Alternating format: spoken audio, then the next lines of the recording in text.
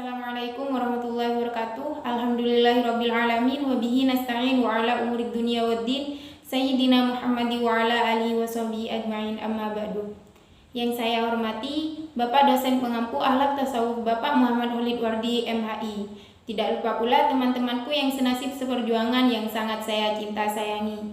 Pertama-tama marilah kita panjatkan puja dan puji syukur kita kehadiran Allah Subhanahu wa taala, yang mana berkat beliaulah kita dapat menyelesaikan presentasi kali ini.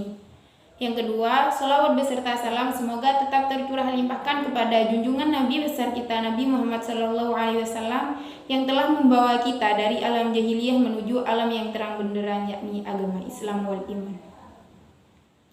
Untuk mengefisiensi waktu, saya akan memulai presentasi kali ini yang akan dibawakan oleh saya sendiri, Nia Ramadhani, Yuda Pratama, Maulidia Fahraini, Khairul Anam, dan Nur Aziza dengan tema tasawuf ahlaki. Oke, langsung saja akan saya mulai dengan pengertian tasawuf ahlaki yang akan dilanjutkan oleh saudara Yuda Pratama. Tasawuf ahlaki jika ditinjau dari sudut bahasa merupakan bentuk frase atau dalam kaidah bahasa Arab dikenal dengan sebutan jumlah idhofah. Frase atau jumlah idhofah merupakan gabungan dari dua kata menjadi satu kesatuan makna yang utuh dan menentukan realitas yang khusus. Dua kata itu adalah tasawuf dan akhlak. Kata tasawuf menurut kaidah ilmu shorof merupakan bentuk isim masdar, yaitu tasawufan, yang berasal dari fi'il sulati mazid masih, yaitu tasawwafa, yang berarti membersihkan atau saling membersihkan. Kemudian akhlak. Akhlak juga berasal dari bahasa Arab. Kata akhlak merupakan bentuk jamak dari khuluq, yang secara bahasa bermakna perbuatan atau penciptaan. Akan tetapi dalam konteks agama, akhlak bermakna perangai, budi, tabiat, adab, atau tingkah laku. Konsep ajaran akhlak menurut Islam adalah menuju perbuatan amal saleh, yaitu semua perbuatan baik dan terpuji, berfaedah dan indah untuk mencapai kebahagiaan di dunia dan di akhirat yang diridhoi Allah Subhanahu wa taala. Jadi, tasawuf ahlaki adalah ajaran tasawuf yang membahas tentang kesempurnaan dan kesucian jiwa yang diformulasikan pada pengaturan sikap mental dan pendisiplinan tingkah laku yang ketat. Guna mencapai kebahagiaan yang optimum, manusia harus lebih dahulu mengidentifikasi eksistensi dirinya dengan ciri-ciri ketuhanan melalui pensucian jiwa raga. Bermula dari pembentukan pribadi bermoral dan berakhlak, yang dalam ilmu tasawuf dikenal sebagai tahalli atau pengosongan diri dari sikap tercela, tahalli atau menghias diri dengan sifat yang terpuji, dan tajalli atau terungkapnya nur gaib bagi hati yang telah bersih sehingga mampu menangkap cahaya ketuhanan. Tasawuf akhlak ini terkait dengan akhlak. Dalam pandangan sufi, manusia cenderung mengikuti hawa nafsu. Manusia dikendalikan oleh dorongan-dorongan manusia yang mengendalikan hawa nafsu.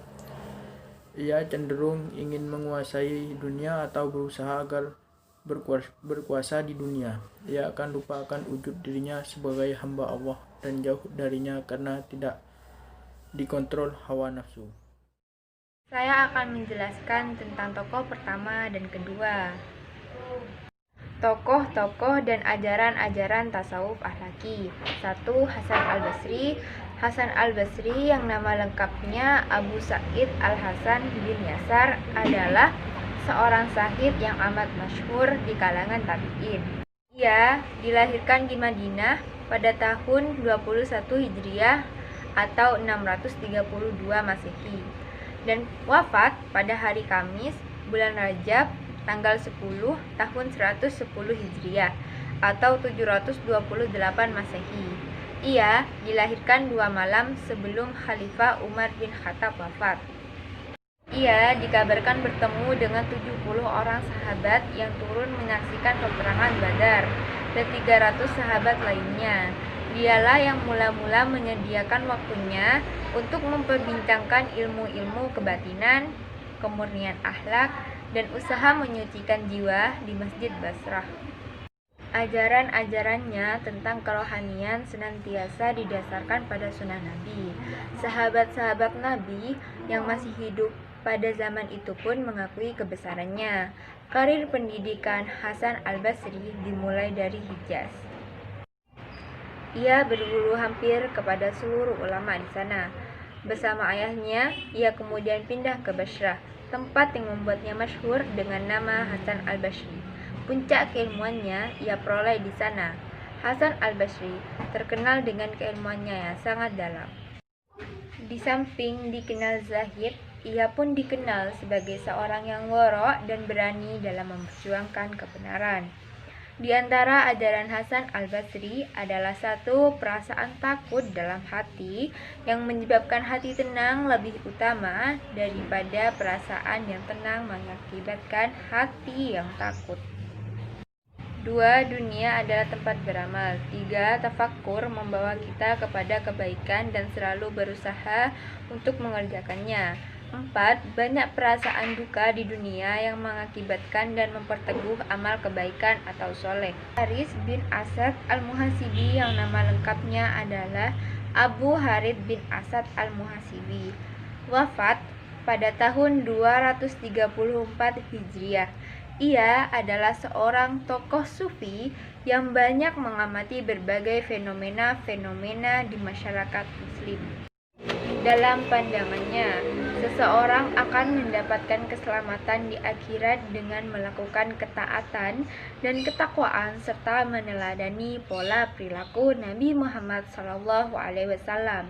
Ia terkenal dengan ajaran ma'rifatnya. Berkaitan dengan ma'rifat, Al-Muhasibi menjelaskan bahwa untuk mencapainya, pertama, seseorang harus menjalani ketaatan kepada Allah, yang hal itu merupakan ungkapan kecintaan kepada Allah. Maka hatinya akan tersinari dengan cahaya Allah. Kedua, hati yang tersinari itu akan mengakibatkan tersingkapnya ilmu dan hal-hal gaib.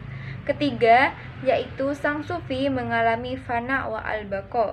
Dan pada tahap akhir, sang sufi mengalami ma'rifah. Saya akan menjelaskan riwayat Al-Qushairi dan Al-Ghazali. Al-Qushairi. Nama lengkap Al-Qushairi Abdul Karim bin Hawazin. Al-Qushairi salah seorang tokoh sufi utama dari abad ke-5 Hijriah. Karya-karya beliau tentang para sufi tasawuf aliran Sunni pada abad ke-3 dan ke-4 Hijriah. Al-Qushairi menentang ajaran kaum sufi yang mengajarkan kesatuan Allah yang hambanya dengan mengeluarkan kata-kata syahadat. Ia menentang keras penyimpangan-penyimpangan kaum sufi yang bertentangan dengan ajaran Al-Quran dan hadis. Al-Qushairi adalah pembuka jalan bagi kedatangan Al-Ghazali yang bersifat pada aliran yang sama. Al-Ghazali, nama lengkap Al-Ghazali Abu Hamid Muhammad bin Muhammad bin Ta'us As-Susi As-Syafi'i Al-Ghazali. Ia dipanggil Al-Ghazali karena ia lahir di Ghazlah di kota Iran pada tahun 450 atau 1058 Masehi, 3 tahun setelah kaum Saljuk mengambil alih kekuasaan di Baghdad. Ajaran-ajaran Al-Ghazali meliputi semua ajaran tasawuf Sunni seperti zuhud, taubat, sabar, ridho, tawaddu, mahabbah, ma'rifah, dan lain-lain. Ajaran tasawuf dikenal sesuai dengan ajaran Islam yang bersumber dari Al-Quran dan hadis. Al-Ghazali berpandang bahwa untuk menjalani praktek tasawuf, seorang sufi harus melalui hambatan dan rintangan yang bersifat kejiwaan, serta membersihkan dari sifat-sifat yang tercela. Menurut Al-Ghazali, jalan tasawuf adalah jalan terbaik yang paling benar karena segala perilaku dan perkataan mereka berasal dari cahaya kenabian. Jelaskan tentang manfaat mempelajari tasawuf akhlaki. 1. Mendidik hati sehingga mengenal zat Allah, sehingga berbuah kelapangan dada dan hati bersih. 2. Berbudi pekerti yang luhur dan hidup bermasyarakat. 3. Seseorang akan dapat memperoleh posisi baik di dalam masyarakat. 4. Akan terhindar dari hukuman yang sifatnya manusiawi dan sebagai makhluk yang diciptakan Allah. 5. Orang yang bertakwa dan berakhlak akan mendapatkan pertolongan dan kemudahan dalam memperoleh keluruhan kehidupan dan sebutan baik dalam masyarakat. Kesimpulan, akhlak juga berasal dari bahasa Arab. Kata akhlak merupakan bentuk jamak dari kata khuluq yang secara umum bermakna perbuatan atau penciptaan. Akan tetapi, dalam konteks agama, akhlak bermakna perangai, budi, tabiat, adab, dan tingkah laku. Tasawuf akhlaki berasal dari dua kata, yaitu tasawuf dan akhlak, yang menjadi idhofah. Jika tasawuf dengan kata akhlak disatukan, dua kata ini akan menjadi sebuah frase, yaitu tasawuf akhlaki. Secara etimologis, tasawuf akhlaki bermakna membersihkan tingkah laku.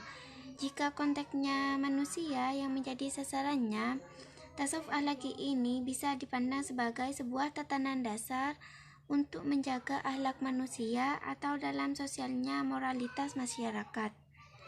Tokoh-tokoh tasawuf akhlaki: 1. Hasan al-Basri, 2. Al-Muhasibi, 3. Al-Qushairi, 4. Al-Ghazali.